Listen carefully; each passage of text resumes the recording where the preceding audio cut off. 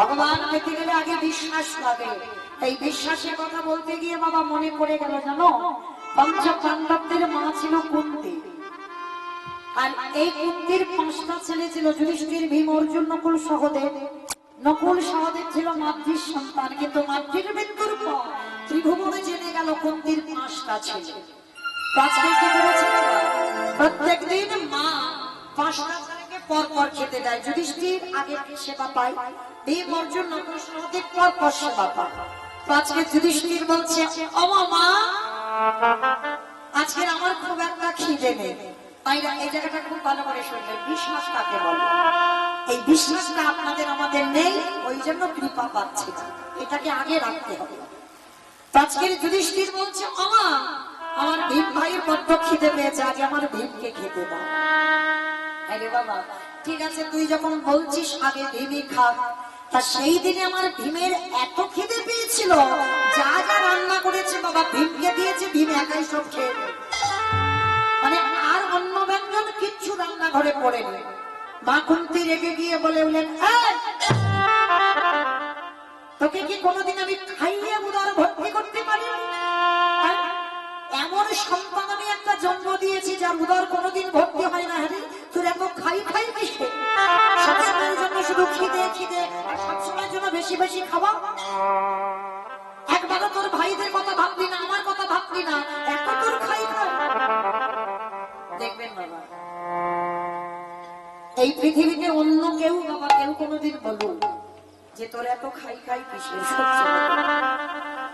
কিন্তু তোমার মা যদি ছেলেকে বলে, আরে তোর এত খিদে কেন, তোর এত খাই খাই কিসের, এর থেকে দুঃখ পৃথিবীতে কিছু। তা ভীমের বড় কষ্ট হলো, মা আমি একটু বেশি খাই বলে তুমি শুধু আমাকে বলো এত খাই খাই কিসের। ঠিক আছে, আমি কথা দিচ্ছি আমি আর খেতে চাইবো না। আজকের আমি যে অন্ন ব্যঞ্জন সব খেয়ে ফেলেছি, বলো তুমি আমার কাছে কি চাও? মা কুন্তি বলে উঠলেন, ও একটু খাবার কথা তুলনা দিয়েছে বলে তোর এত অহংকার? হ্যাঁ, আমাকে তুই বলছিস কি চাই বল, পারবি? আমি তোর কাছে যা চাইবো তুই দিতে পারবো না। তুমি যদি আমার প্রাণও চাও আমি এক্ষুনি দিতে রাজি। প্রাণ চাইবো কেন? আমি জানি যেটা আমি তোর কাছে চাইবো তুমি আমায় দিতে পারবো। বলো মা তুমি কি চাও? বেশ, তুই সত্য কর খোকা, আমি যেটা চাইবো তুই আমাকে দিবি, তুই সত্য করবো। বলো তুমি কি চাও? আর যেই না তুই সত্য করলো, মা কুন্তি চাইছে,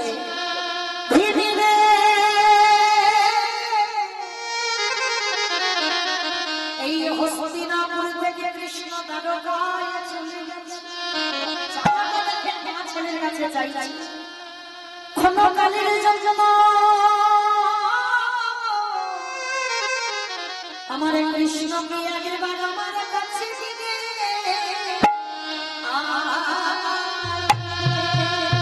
ওরে ভীমের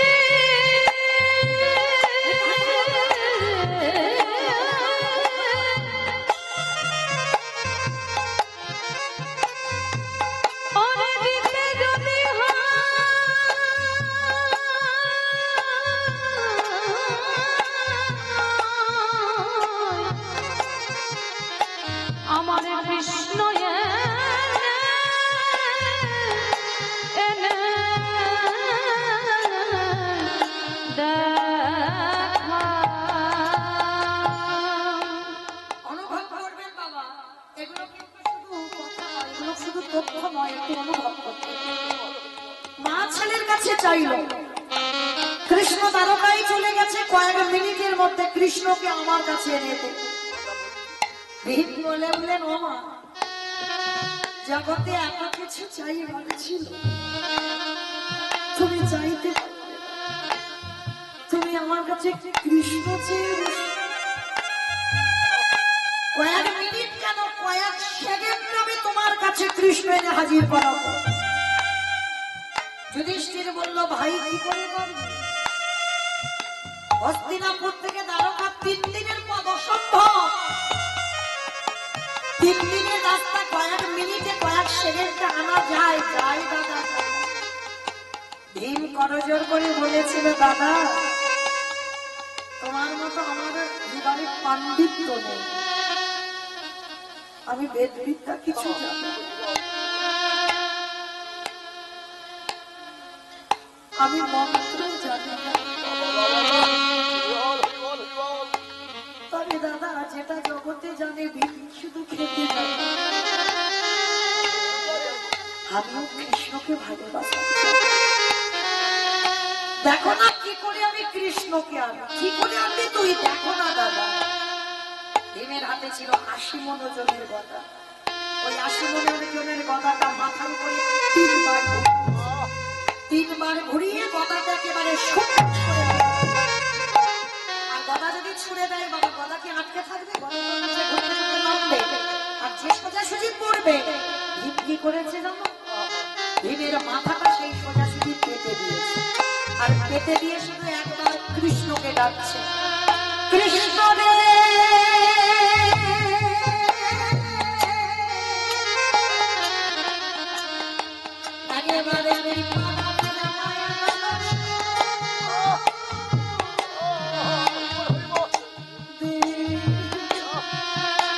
একেবারে দেখা দে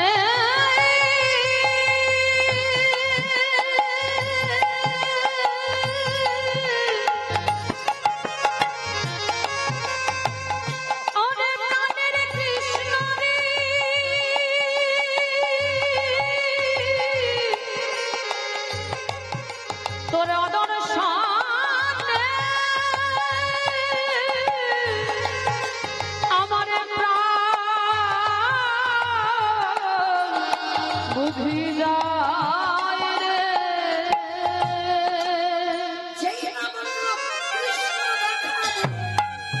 ভগবান সবে দ্বারকার সিংহাসনে বসবে, আর সত্যভামা রুক্মিণী দেখছে প্রভু সবে হস্তিনাপুর থেকে দ্বারকায় এসে বসেছে।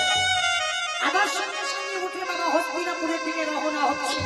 সত্যভামা রুক্মিণী বলছে, প্রভু তুমি কোথায় যাচ্ছ? ওই সময় সত্যভামা, ওই সময় রুক্মিণী আমি যদি না যাই, ভীম যদি বেঁচে না থাকে ধৈর্য বলে অনুভঙ্গ করবে।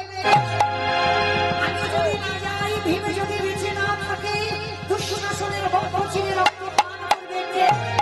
আমি যদি না যাই, ভীম যদি বেঁচে না থাকে ধর্মরাজ্য প্রতিষ্ঠা করবে। আমি আসছি সত্য, আমি আসছি রুক্মিণী, একটু দাঁড়া। 3 দিনের পর গদাকাণ্ড ঘুরতে ঘুরতে পড়বে, আর 3 দিনের পর সবে গদাটা ভীমের মাথায় পড়বে। ভগবানের তারকা থেকে শূন্য ছুটে এসে আগে গদাটা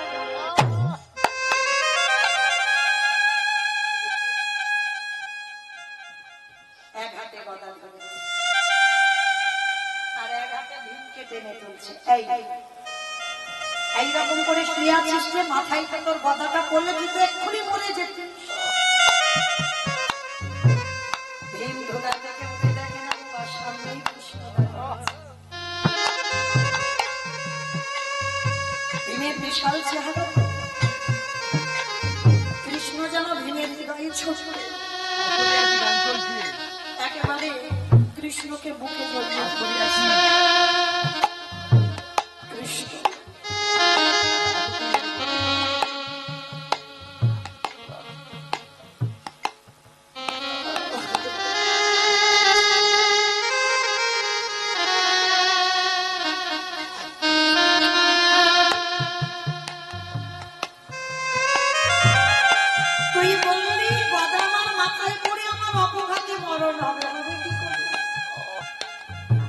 যে পক্ষে কৃষ্ণ কৃষ্ণ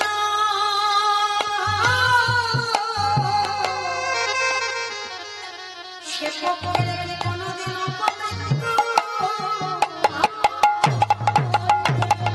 ওরে কৃষ্ণ রে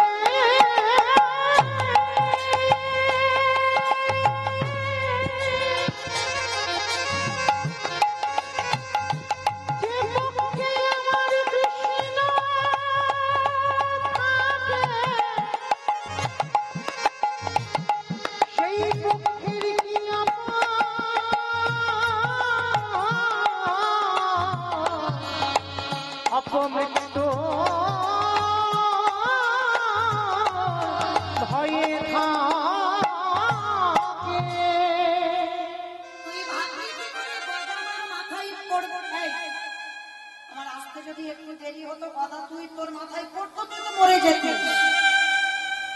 জানি আমি মরবো না। ঠিক আছে তুই জানিস তো আমাকে এরকম করে ডাকবি কেন, আর কি কোনো ভাবে ডাকা যেত না? তা ভীম বলছে তোর ছবির সামনে দাঁড়িয়ে দাঁড়িয়ে যদি বলতাম কৃষ্ণ আমার মা তোকে ডেকেছে তুই একটু আয়, আসতিস? কত অজুহাত দেখাচ্ছিস, আমার এই কাজ আমার সেই কাজ, আসতিস না। কিন্তু দেখবি তো এমন কায়দা করে ডাকলাম না, 3 দিনের পথ সেদিনকে চলে কৃষ্ণকে বুকে ধরে কাঁদছে ভীম, আর দূর থেকে মা কুন্তি দেখছে ভীমের বুকে কৃষ্ণ। মিনিট লাগলো না, সেকেন্ডে চলে এলো। এইবার বুকে যাই না কৃষ্ণ, মা তো মা হয়ে বাবা, দেখবেন মায়ের কাছে বাবার কাছে ছেলে নিয়ে জীবনে বড় হয় না। ও যত বড় চাকরি করুক না কেন বাবা মার কাছে ছোট ছোট থাকে। তা মা কি করেছে, ভীমের কাছে এসে করজোড় করে ধুলাতে হাত জোড়ো করে বসে, আমি যদি তোর মা না করতাম, আমি আজকে তোকে একবার প্রণাম করতাম।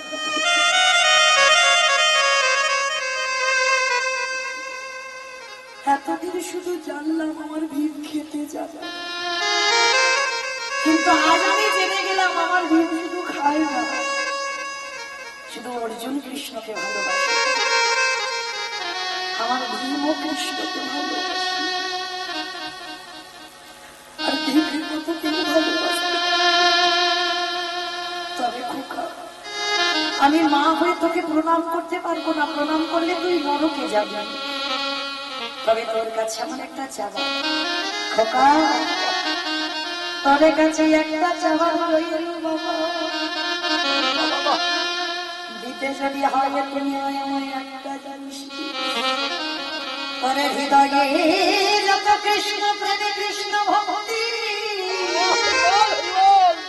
তোর কৃষ্ণকে বলে তুই একবার আমার মধ্যে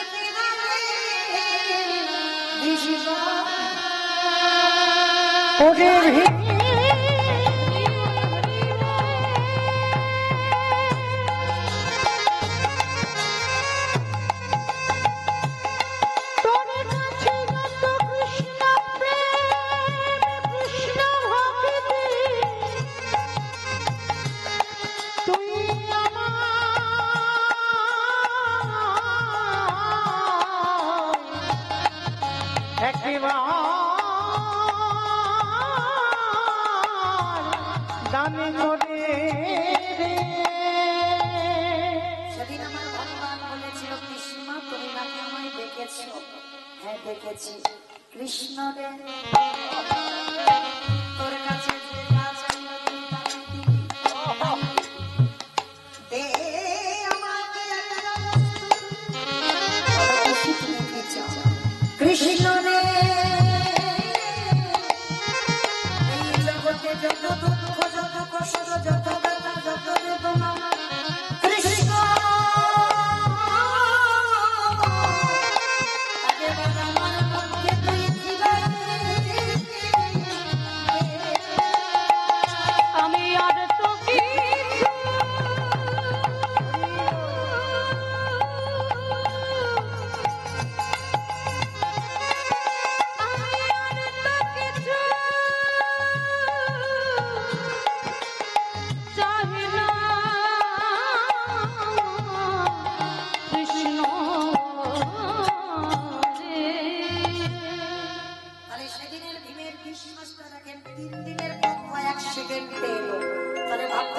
সেই বিশ্বাস কি আপনাদের আমাদের আছে?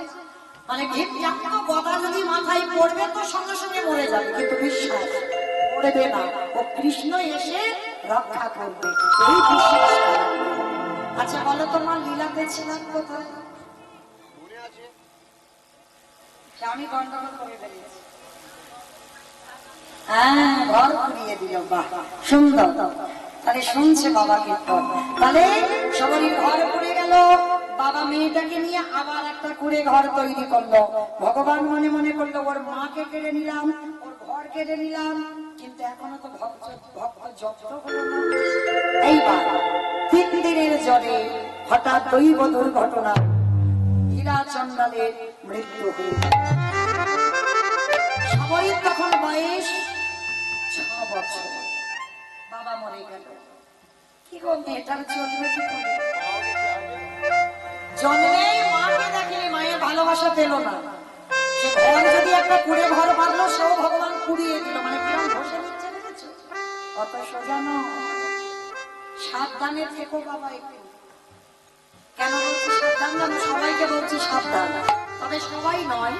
যারা লক্ষ্মী, কালী, দুর্গা, সরস্বতী, মনসা, শীতলা ভক্ত তাদের বলছি, যারা কৃষ্ণ ভক্ত তাদের বলছি একটু সাবধানে থেকো। কেন? যে করে আমার আশ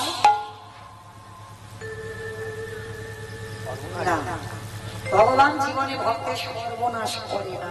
এইটা মাথায় রাখতে হবে। কথা ভাষাগুলো বুঝতে হবে। ভগবান কোনোদিন ভক্তের সর্বনাশ চায়? ভক্তের প্রাণ তো। তাহলে কি করে বলি আমরা যে করে আমার আস্তারে করি সর্বনাশ? না, সর্বনাশ মানে সর্বনাশ মানে আত্মীয় পরিজন বন্ধু আমারে বলতে যা কিছু আছে জানে তুমি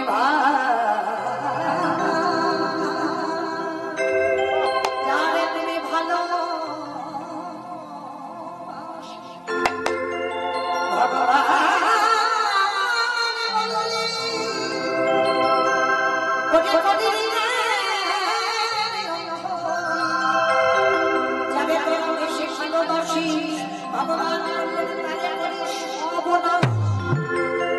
তবু যদি না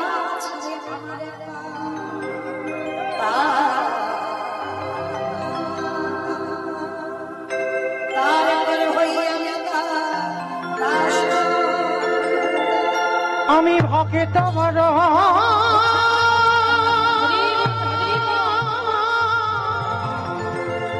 আমি ভকে তোমার ভালোবাসি আমি ভক্ত ছাড়া রহিবে নারী তাই তো যুগে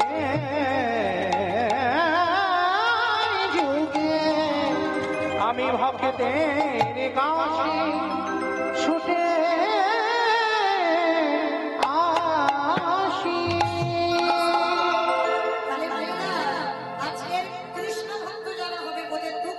কষ্ট হবে, ব্যথা হবে, বেদনা হবে, মৃত্যুর আগের দিন করছে। আর যাদের যত বেশি থাকবে মনে রেখো তোমার কৃষ্ণ কাছে আছে। আর যাদের কোনো কষ্ট নাই, দুঃখ নাই, জ্বালা নাই, যন্ত্রণা নাই, শুধু ওই ব্যাংকে থেকে টাকা তোলে আর খায়, ওদের কাছে কৃষ্ণ না। কৃষ্ণ তাদের কাছে আছে যাদের দুঃখ, জ্বালা, যন্ত্রণা। আজকে কি হয়েছে বাবা? ছোট্ট ছেলে, ছোট্ট মেয়েটা বাবা হারালো, কিন্তু খাবে কি? বাবা শিখিয়ে গেছে মা। এই শিক্ষাটা সবার দরকার। কেউ যদি 1 গুণ দেয় তাকে 2 গুণ দেওয়ার চেষ্টা করতে হবে। সবরীর বাবা সবরীকে শিখিয়ে রেখেছে, কেউ যদি 1 গুণ দেয় কারোর কাছ থেকে অযাচিত ভাবে কিছু দিবি না, আর যদি নিস বিনিময়ে কিছু দিবি। সবরই মনে মনে করছে আমি যে কারোর কাছ থেকে খাবো, বিনিময়ে কি দেবো? কিন্তু সবরই কি খাই জানো? ও তো চন্ডালিনী বলে সবাই ঘৃণা করে। ওই পঞ্চবটির মনে একাধারে মতঙ্গ সাধুদের আশ্রম ছিল। ওই মতঙ্গ সাধুদের আশ্রমে প্রসাদ পেয়ে যেগুলো বেশি হতো নর্দমায় ফেলে দিত। কুকুর বিড়ালরা যেমন খায়, সবরই এঠোগুলো তুলে 7 বার ধৌত করে প্রসাদ। কেন ভগবান রামচন্দ্র এটো খাবে না? এর চরিত্রটা একটু প্রথম থেকে একটু লক্ষ্য করো। ওই বিড়াল কুকুরদের সঙ্গে খায়। আর বাবা একদিন সবরই মনে মনে ভাবনা এলো, এটা তো পাপ, এটা তো অন্যায়। কিরকম? এটা অন্যায় নয়, কারণ এটা যদি অন্যায় না হবে, বাবা তো শিখিয়ে গেছে 1 গুণ দিলে 2 গুণ দিতে হয়। তাহলে এই যে সাধুদের মিঠগুলো পাচ্ছি, বিনিময়ে তো কিছু দিচ্ছি না, তাহলে পাপ হচ্ছে। তাহলে কি করব? সাধু সেবা করবো। কিন্তু আমি তো চন্ডালিনী, আমাকে দেখলেই ঘৃণা করবে। কিন্তু আমি চুরি করে সাধু সেবা করবো। আইনা শিখে নাও, চুরি করে সাধু সেবা করা যায়। 6 বছরের মেয়ে সবরই 6 বছর থেকে চুরি করে সাধু সেবা করেছিল। কিরকম? দিনের বেলা মেয়েটা বাড়িতে থাকে, রাত্রিবেলা কোথায় যায়? জঙ্গলে। কেন? সাধুদের রান্নার কাঠগুলো চুরি করে কুড়িয়ে ওই রান্নাঘরে গুছিয়ে রোজ করে। একদিন মতঙ্গ সাধুরা বলছে, হ্যাঁ রে ভাই, এই রান্নাঘরে এত সুন্দর সুন্দর কাঠ গুছানো। আরে তুই করেছিস, ও বলছে না। তুই করেছিস, ও বলছে না। তুই করেছিস, ও বলছে না। কেউ করেনি, তাহলে করলো কে? কাঠ এনেছে কে? বলে দাঁড়াও ভাইয়া, আজকে রাত্রিবেলা ঘুমাবো না, দেখতে হবে, হাতে নাতে ধরবো কে এই কাঠগুলো নিয়ে যায়। দিনের বেলা তো কেউ আসে না, তাহলে দেয় কে? আর ওই ছোট্ট মেয়েটা রাতের বেলা কাঠ করায় একেবারে বলে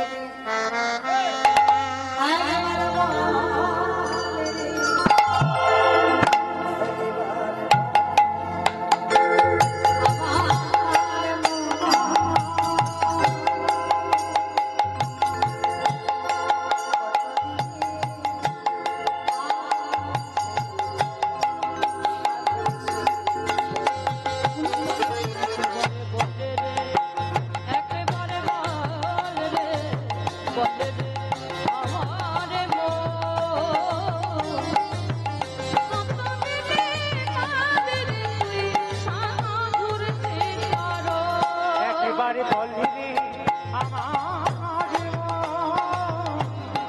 কতদিনে পাবি রে তুই সাধুর চরণ ওরে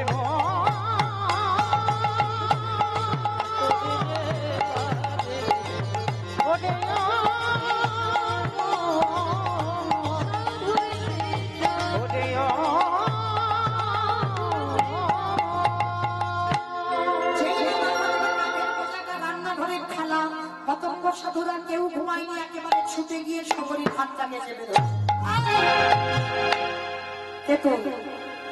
নাম কি, থাকিস কোথায়, বাড়ি কোথায়, বাবা মাকে পরিচয় দে। শবরী ভয়ে থরথর করে কেঁপে বলে উঠল, আমি শবরী। ও তুই সেই হীরা চন্দালের মেয়ে না? ছি ছি ছি ছি ছি, চুরি করে আমাদের এই সাধু সেবা করছিস? চুরি করে তুই চন্দালে জাতি পুরানো জ্বালানিতে আমরা রান্না করে খাই?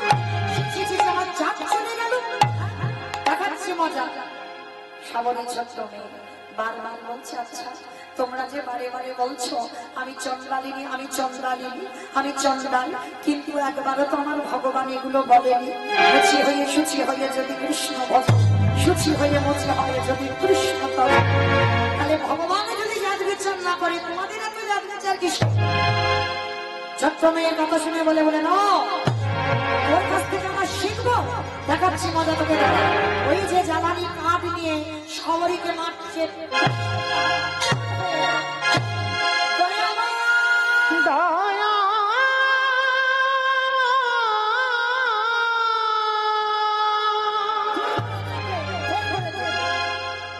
এত মারা মেরেছে বাবা, সর্বঙ্গে থেকে রক্ত ছড়ে যায়। ছোট্ট মেয়ে তো 6 বছরের মেয়ে, মানে কতটুকু মেয়ে, শরীর থেকে যখন রক্ত পড়ছে বসে বসে কাঁদছে। মা ধরিত্রী রঙে রক্তের বিন্দুগুলো পড়ছে। ধরিত্রী মা বললেন, প্রভু তোমারে যে ভালোবাসে তারে বুঝি এমনি করে কাঁদতে হয়? সবরই কাছে, প্রভু আমার বাবা ছোটবেলা থেকে শিক্ষা দিয়ে গেছে, আমি সেই শিক্ষায় শিক্ষিত, কিন্তু শুধু আমার অপরাধ একটা জায়গায়, আমি ছোট জাতের মেয়ে, আমার জন্ম চন্দাল করে, এটাই কি আমার অপরাধ? আমি চন্দাল বলে কি আমি তোমার ভক্ত হতে পারি না? আর মাতঙ্গ সাধুদের মধ্যে একজন সাধু ছিল যার নাম হচ্ছে রামানন্দ স্বামী, শবরী দীক্ষা গুরু। রামানন্দ স্বামী ছুটে এসেছে, শবরীকে কোলে নিয়েছে। এই মা আজকে আমি তোকে রামমন্ত্রে দীক্ষিত করব। শবরী রামমন্ত্রে দীক্ষিত হলো। আর শোন, আজকে থেকে আমি তোর গুরু, আর আজকে থেকে যা কিছু খাবি, যা কিছু বলবি, সবটাই ভগবানকে দিয়ে তবে। এগোমাইরা ভগবানকে দিয়ে পারতো? নিজেদের খেতে সে 2-3টে বেজে যাচ্ছে, ভগবানকে দিয়ে পার না তো খেলা বুঝবে। চুরি করে খাচ্ছ, তাই না? চুরি করে খাওয়া হচ্ছে না? এই যে বাবা তোমার স্বামী ব্যাগ ভর্তি করে বাজার করে তোমার স্বামী আনছে, ভুল কথা। একটু ভাবতে হবে, তোমার স্বামী দিচ্ছে না, ভগবান কৃপা করে তোমার স্বামীর দ্বারা পাঠাচ্ছে। পৃথিবীতে যা যা কিছু দেখছো সবই তারই ইচ্ছা, তারই জিনিস। তাই যার জিনিস তাকে না দিয়ে খাওয়া মানে কি চুরি করে খাওয়া হচ্ছে না? যদি ডালা ধরে দিতে না পারো একটা কথা বলো, যা কিছু খাবে একটু জলও যদি খাও, বলো ভোজনেছে জনার্দন। আর এই মন্ত্রটা বলা মানে আমাদের সেবার আগে আমার গোবিন্দ সেবা হয়ে যায়। আর যারা তো ডালা সাজিয়ে দেয় তো উত্তম, তাদের চরণে শত শত কোটি দণ্ডবত প্রণাম। যেমন পরবর্তী দিনে যদি কোনোদিন জন্ম হয়, যেন আপনাদের মতো কীর্তনিয়া হয়, আপনাদের মতো যেন ভক্ত হয়ে আসতে। কীর্তনিয়া হতে আর চাই না, আমি ভক্ত হতে চাই, কীর্তনিয়া হলে। তো আজকে এই জগৎ সংসারে সবরীকে দেখে শেখো। সবরী বলছে, গুরুদেব আমার মধ্যে তো কিছু নেই, আমি বড় খাবার, আমার কিছু নেই। কে বলেছে রে কিছু নেই? তোর যে সম্পদ আছে অন্য কারণ নেই। ছোট মেয়ে তো অবাক হয়ে গেল, গুরুদেব আমার সম্পদ আছে, আমার কোনো সম্পদ নেই, আমি তো ঘুরে ঘরে থাকি, আমার কিছুই নেই। কে বলেছে তোর কিছু নেই? তোর হৃদয় সবারই রে, তোর হৃদয় ওই ভক্তি যোগ দিলে আমার ভগবানের আসলে তোরে দিয়ে তোরে ওরে সবরী রে,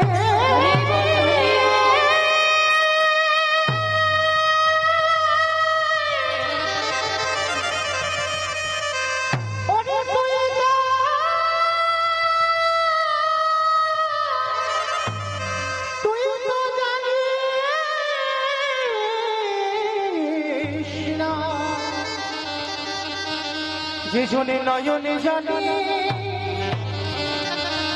একেবারে ডাকার মতো করে ডাকিতে পারে আমার ভগবান, সেই ভক্তের কাছে বাধা পড়ে যায়।